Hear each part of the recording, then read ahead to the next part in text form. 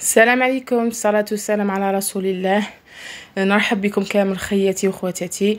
واليوم كما راكم تشوفوا معايا عندنا وصفة الكاوكاو المحمر المملح اللي يجي مجمر، تحس بيه تحلفي عليه باللي شريتيه من برا، ديجا خير من تاع برا. فيه الكو تاع تحمار جديد لرمضان، سهراتكم لوليداتكم. تبعوا معايا الوصفة ويخرج لك ناجح 100%. هنا كان عندي رطل برك تاع كاوكاو، عندي هنايا كاس غير ربع تاع ماء مع مغرف معمره مليح مليح تاع ملح كيما راكم تشوفوا هنايا. دوك نفهمكم كيف نديرو. ليطاب الاولى، دخلي الكاوكاو للكوشه تاعك ينقلا نورمال، ديري له حراره متوسطه وعسي كاوكاوك يتجمر مليح مليح. كي يلحق للدرجه تاع القلي كي تينقلا مليح خرجيه كيما راكم تشوفوا هنايا. هاو حمار لي، خرجته وهو هكاك سخون يغلي.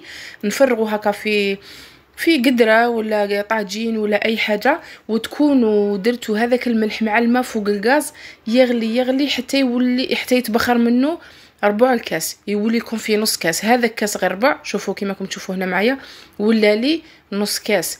ما تخافوش وتقولوا يتشم خنا ولا يتندنا ولا ما يصرى والو، يجي واحد النتيجه ولا اروع. جربوها ورجعوا لي خبر في لي كومونتير.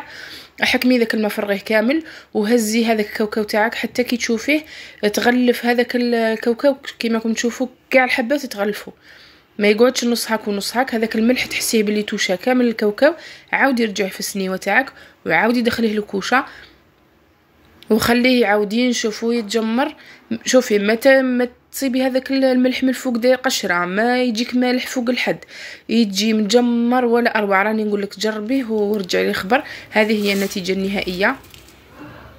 راكم تشوفوا هنا خواتاتي، شوفوا القشره تجي خفيفه ما كاش فيها هذاك الملح ويجي مملح. ولا اروع ولا اروع. جربيها وقلبي لي الخبر. هنا غير راني نوريكم انا هنا في النتيجه. جربوها على ضمانتي، ما تزيدوا تشرو كاوكاو.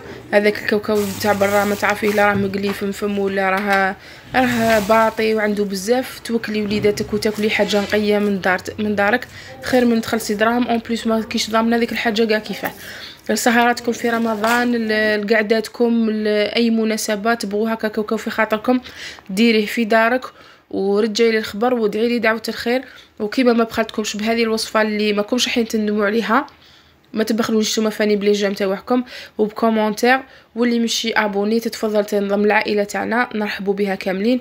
وهذه هي كانت وصفتنا تاع اليوم. نترككم في رعايه الله ونتلاقاو في وصفه اخرى.